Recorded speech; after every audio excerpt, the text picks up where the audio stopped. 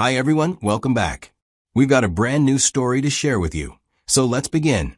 My name is Wayne. When everything you believed in gets ripped apart, you need to process it somehow. When I found out that my wife of many years had cheated on me, I confronted her immediately. Even though she begged for a second chance, I rejected whatever proposition she brought. I always believed in marriage. I felt that family was the most essential thing in the world, and I built my entire life around that belief. Let me take you back to the beginning. My wife and I have been married for many years now, though it feels strange to even say my wife anymore after everything that happened. We met online when we were younger, back when dating apps and websites were starting to become the standard way people connected. We talked for weeks before we ever met in person, and when we finally did, there was a spark. After a few months of dating, we decided we wanted to build a life together. Everything wasn't perfect from day one. We argued sometimes and got on each other's nerves the way couples do when they're learning how to share their lives with another person. But I thought we were stable most of the time. After about 3 years of dating, my girlfriend told me she was pregnant. I remember the moment she showed me the test.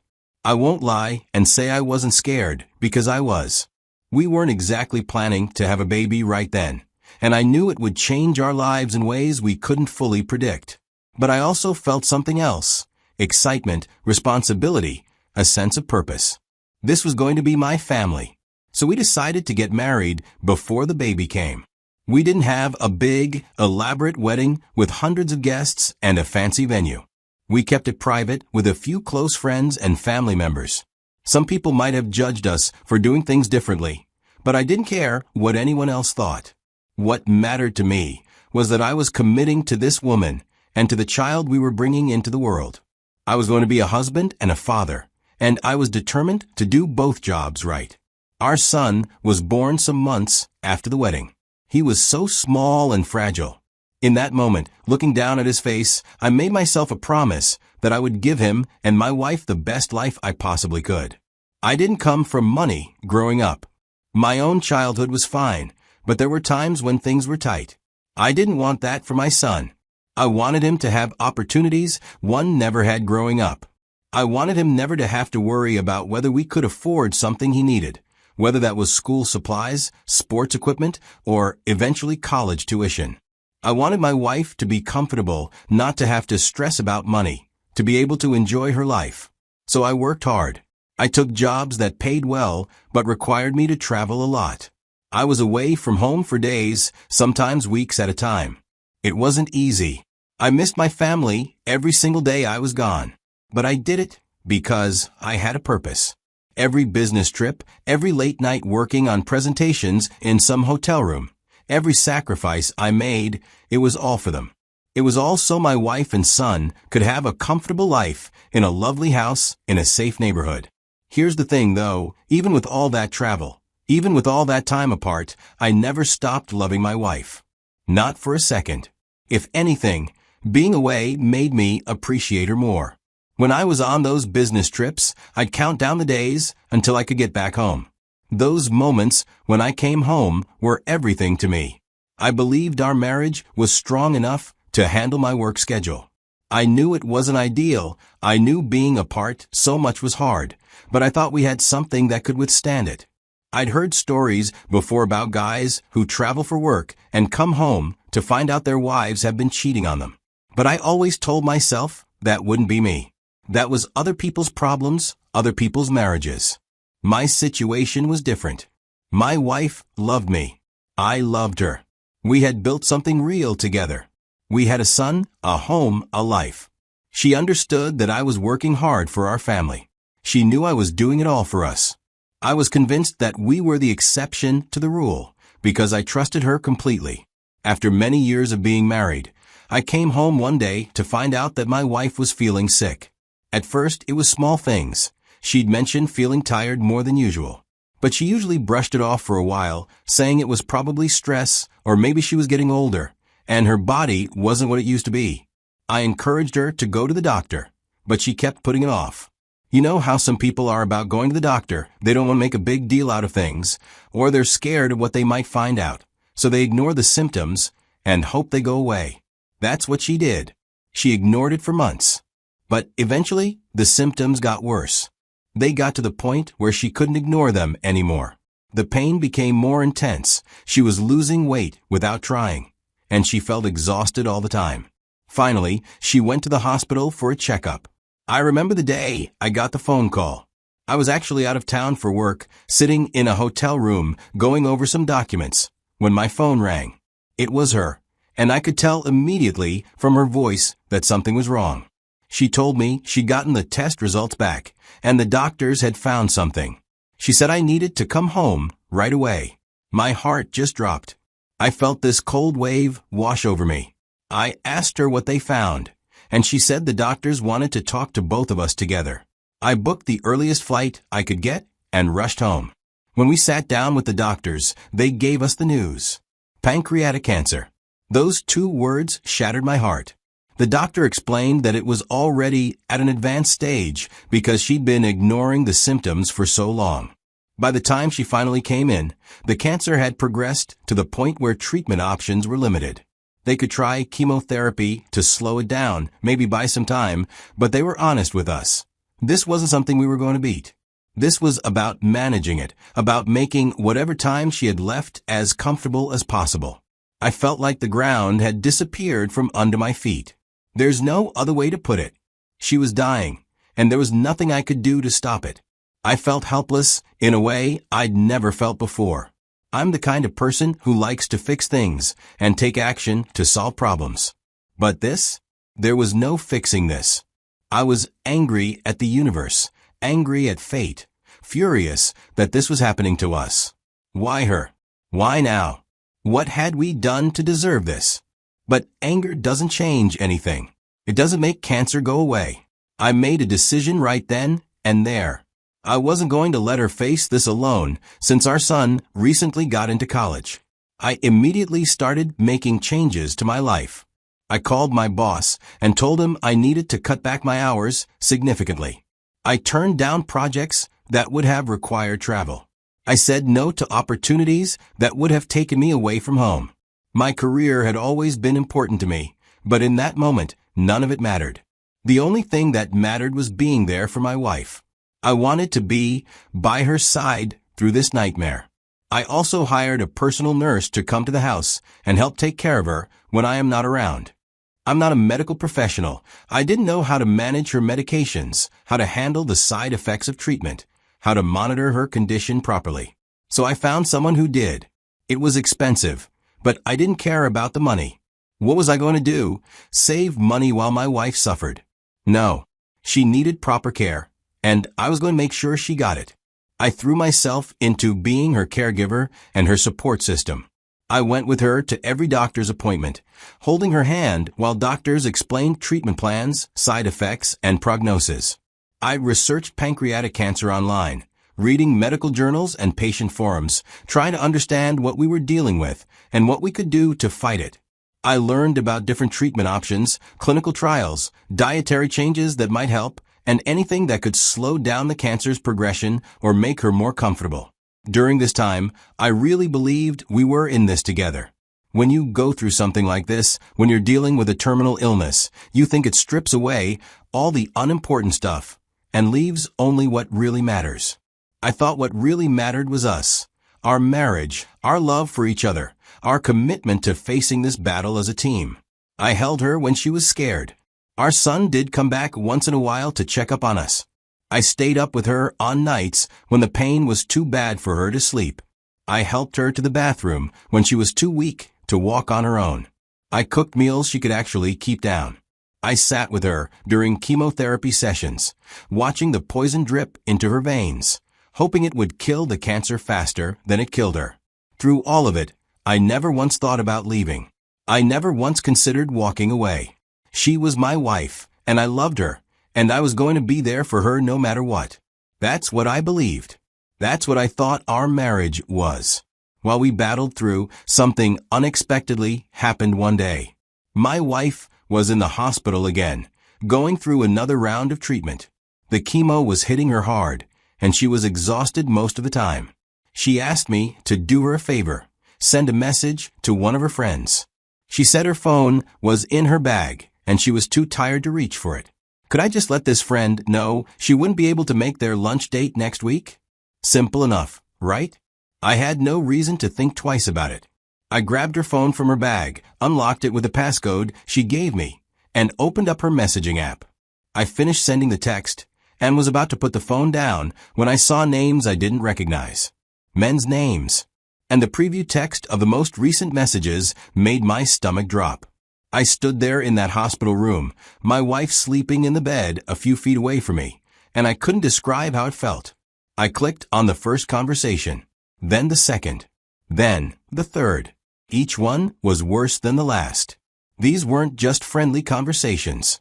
These were full conversations with men she had been seeing behind my back. There were photos too. Not the kind you'd want to see your wife sending to anyone but you. I scrolled back through the message threads, and some of them went back months. One of them went back over a year. She was meeting up with them whenever I was out of town on business. Using the freedom my absence gave her to betray me over and over again. After reading all these, I had to sit down in a chair next to her hospital bed because my legs felt weak. Here I was, spending every dollar I could to get her the best care possible. I had hired a private nurse to make her comfortable. I had cut back my work hours, turning down projects that would have brought in good money, because I wanted to be there for her during this fight. And the whole time, she had been with other men. She was lying to my face every single time I came home. Every time she kissed me hello. Every time she told me she missed me. I read through message after message, and each one felt like a knife in my chest. There were messages where she was complaining about me to these guys, saying I was never home, saying she felt lonely, like that somehow justified what she was doing, that I don't know how long I sat there reading through her phone. Everything felt strange. My whole reality had just been turned upside down. Everything I thought I knew about my marriage, about my wife, about my life was a lie. The woman sleeping in that hospital bed wasn't the person I thought she was. I had been loving and sacrificing for a stranger, and she had been taking advantage of my trust, my love, my absence, to do whatever she wanted with whomever she wanted. When she finally came home from the hospital a few days later, I knew I had to confront her. I couldn't pretend I hadn't seen what I saw. I couldn't just go on like everything was normal. So I waited until she was settled in, until the nurse had left for the day, and I sat down across from her in our living room. I had her phone in my hand. I didn't even know where to start, so I just put the phone down on the coffee table between us and said, I saw the messages. That's all I had to say. The look on her face told me everything. She knew exactly what I was talking about. There was no confusion. No, what messages? She knew she'd been caught. She tried to say something, but I cut her off. I told her I had read everything. I asked her how long it had been going on. She started crying, saying it wasn't what I thought, but then she stopped herself because we both knew that was garbage. It was exactly what I thought. I asked her why. Why would she do this to me? Why would she throw away everything we had built together? She didn't have a good answer. She said she felt lonely when I was gone. She said she made mistakes. She said she never meant to hurt me. But none of that meant anything. Those were just words. Empty words that didn't change what she had done. I asked her if she ever really loved me, or if our entire marriage had been a lie. She swore she loved me, that these other men didn't mean anything, that it was just physical, just a way to fill the emptiness when I wasn't there. But that made it worse, not better. She had risked everything we had for men who didn't mean anything. That was supposed to make me feel better? I told her I was done.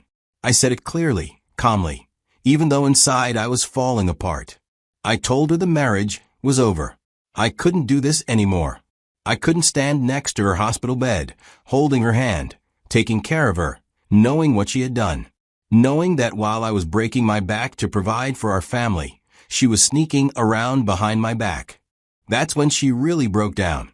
She started begging me not to leave. She grabbed my hands and pleaded with me to give her another chance. She said she was sorry, that she would do anything to make it right, that she needed me. She reminded me of all the years we had been together, all the memories we had made, our son, and the life we had built. She told me she was dying, that she only had a few months left, and she didn't want to spend them alone.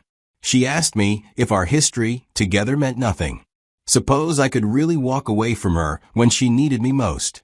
She cried harder than I had ever seen her cry, begging me to forgive her. But I couldn't. I know that might sound cold to some people. I know there are people who would say I should have been the bigger person, that I should have forgiven her because she was dying, that I should have put aside my hurt and anger to be there for her in her final months. But I couldn't do it. Every time I looked at her, all I could see were those messages. All I could think about was her with those other men. All I could feel was the betrayal. The trust that our marriage was built on was gone. And without trust, what did we have? Nothing. Just two people living in the same house, pretending everything was okay when it wasn't. I told her no. I rejected her pleas for a second chance. I told her that what she had done was unforgivable, that I had given her everything and she had thrown it all away. I had been faithful to her every single day of our marriage. I never once thought about being with another woman. I never once betrayed her trust. And she couldn't say the same. She had betrayed me over and over again with multiple men for months or even years. How was I supposed to forgive that? I told her I was moving out. Our son was already away at college, living his own life on campus, so at least I didn't have to make him choose sides in real time. That made the logistics easier. I didn't have to explain to a kid living under the same roof why his parents were suddenly sleeping in different rooms. But just because it was logistically simpler doesn't mean it hurt any less. Packing up my things was one of the hardest things I've ever done, and I've been through some difficult situations in my life. I found a small apartment across town. It was nothing like the home we had built together over the years. And let me tell you, it's been one of the loneliest experiences of my life. My son and I later had some difficult conversations about what happened. He's caught in the middle of this mess, and I hate that for him. He loves his mother, and he loves me, and now he's watching his family fall apart in the worst possible way. He's asked me if I'm sure about my decision.